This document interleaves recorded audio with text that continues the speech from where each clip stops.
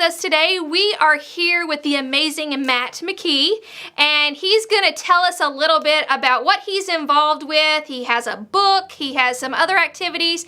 So my first question, I'm just going to throw it right out there. You're a pastor, you are a business leader, and a father and a husband. So give us a little bit of background about Matt. Well, at the end of the day, I have a little catchphrase, and it really is, I'm just another guy trying to make a difference. Whether that make a difference in my family's life or in my community or even at my church. So whatever that looks like and however I can make a difference is really what I try to do. Awesome. Well, I mean, you're into a lot of things, and so that's great, though, to have that motto in your life. So now the reason I know I'm talking to you today, because internet, media, social media, that's kind of our business here at Positive Note Network. But you have this amazing book called Parent Chat. And why don't you tell our viewers and our listeners what it's all about? Sure. Yeah. Parent Chat really is my journey. It's our journey as a family. Almost 3 years ago now, my oldest son, of course, came in contact with adult material online. And that, as a father, broke my heart. And it came because of a conversation, not even about technology, just about life. And because of that, it made us just become more aware of the technology that we come in contact with every day. I was running a startup at the time. We were building apps for churches and nonprofits. And, I was blowing, doing all these different things, being on the road, speaking quite a bit.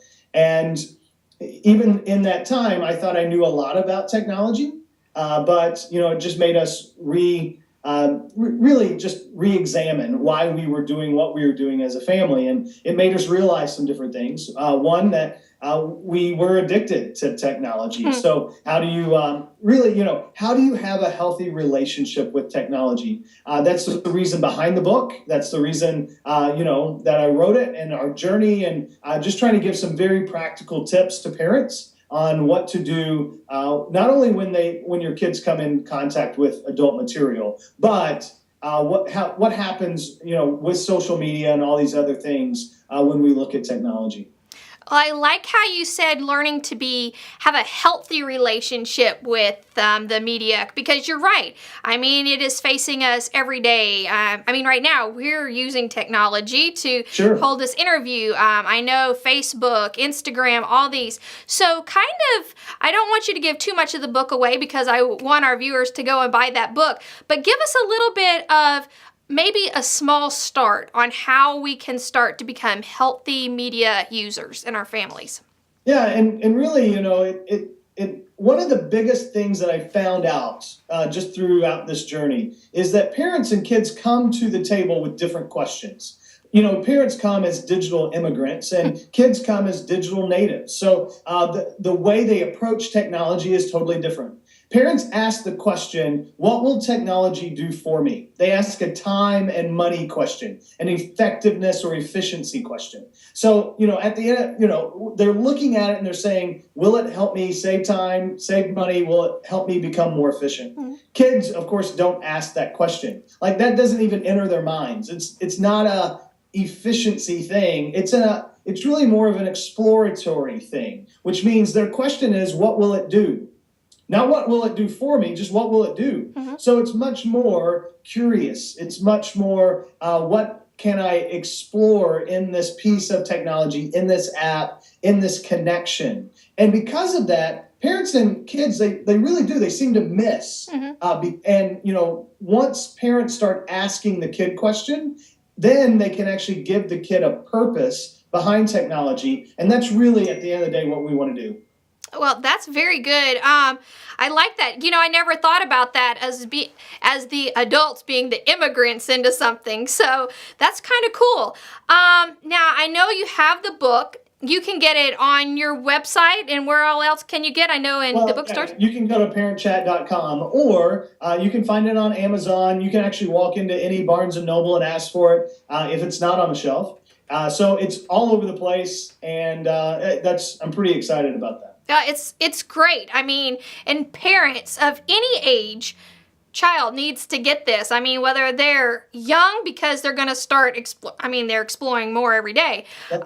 But then to know when your child becomes a teenager, what can you do as a parent? So that's a great resource. Thank you so much for doing that. But I want to explore into some more about you. I mean, this book is amazing, but you have some other things going on. I know that you're in what is known as the Circle of Disney. Why don't you kind of tell us a little bit about that?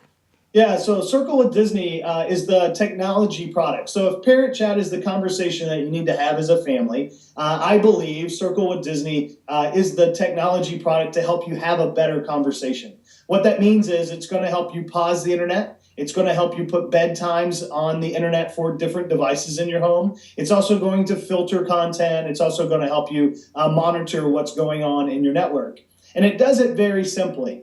It's not something you have to be able to even plug into your router. You just bring it home, you plug it into the wall, download an app, and you're off and running. It's very simple. So it's for those who aren't technology minded, and it's a way for moms and dads to know, hey, here's what's happening with our kids, so that when you sit down at the dinner table, you can say, hey, I saw that you were on YouTube for an hour today. What was the most interesting thing you saw?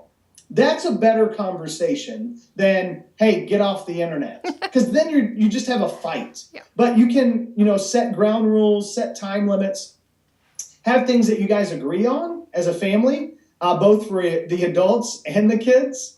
And then, I think you're just able to have a better conversation. Awesome. And I kind of like how you were saying that dialogue. It's open-ended questions. Hey, I saw that you were on that. I like that. And you said parents, but I think that grandparents are very involved in the kids' lives too. So what a great tool for grandmas and grandpas to have at their house, because they might not be as tech on the ball. Well, and they want to make sure, because when their grandkids come over, they're going to ask for the Wi-Fi password. It's going to be one of the very first questions that they ask. Yes. Now, they might complain, hey, your internet's not as fast as ours, or they may even rejoice because it's faster than what they have at their house. So, no matter where kids are going, no matter what age they are, they want to be connected. Mm-hmm. So I would agree, grandparents need this as much as parents do. Definitely.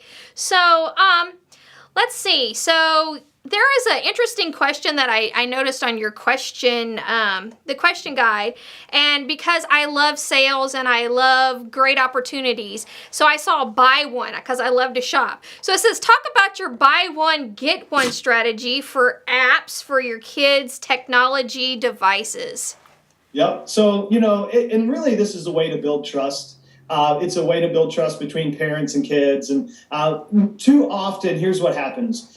Parents say, yeah, you can have that app, and you can have that app, and that app, and that app. And by the end of it, the phone is, or the device, the iPad, or whatever it is, there's 50 to 75 apps on that device. Parents have no clue what any of those apps do. And now they're in a place of fear, which is where most parents find themselves, because they don't know exactly what's happening on that device. So instead, do a buy one, get one, meaning you buy one and you only get one. And once you build trust on the one, then you get another one. And the best way to build trust throughout all of that is for parents to ask the question, can you teach me how? Can you teach me how that app works? Can you teach me how that device works? And if you go through that process, then you're going to build a lot of trust, and parents won't be fearful. In fact, they'll be empowered.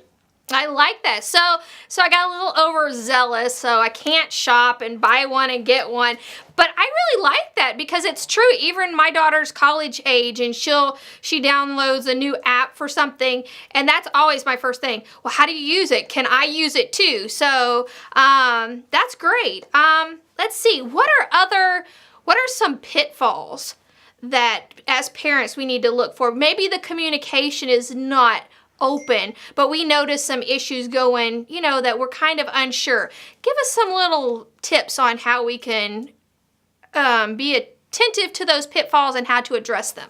Yeah, a lot of times it comes down to passwords, and parents not knowing the passwords of their kids. is a big deal. And, especially up to the age of at least 13 or, going forward. So the way I really approach this is also the way that most parents approach driving. There's a permit period. So there's, during that permit period, you're building that trust along again. And that's where you're going to know all their passwords. But at the end of, their time that you're like, hey, you're going to be moving out.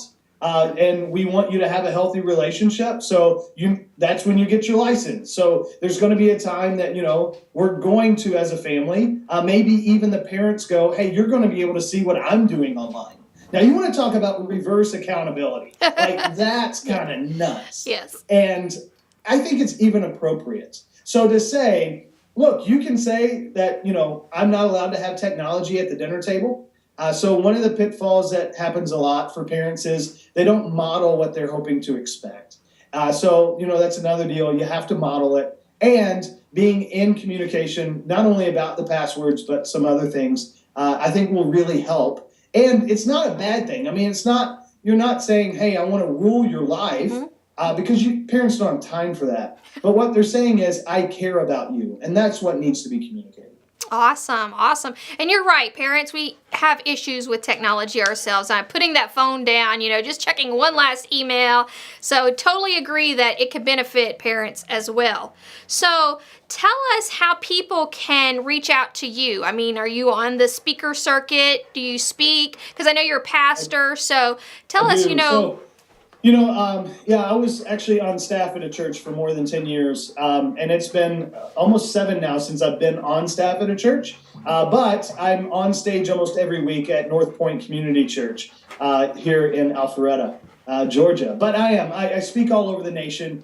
In fact, I'll be in Indy and Detroit next week, and I was just in Nashville, and I've actually even had the honor to go to Berlin and Madrid and some other places all over the world. So I don't hide very well online. Literally, you put in my name, and normally I'm the first one that pops up. So I'm not very hard to find.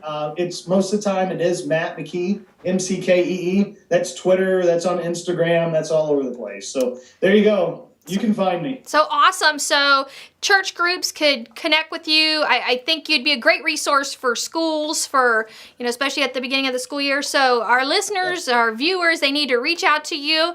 And if there was one important thing that you could close with today to empower us or to inspire us, what would that be? Yeah, I really do hope that parents see technology as something that is hopeful and not fearful. And there is a lot of hope that can come along with this.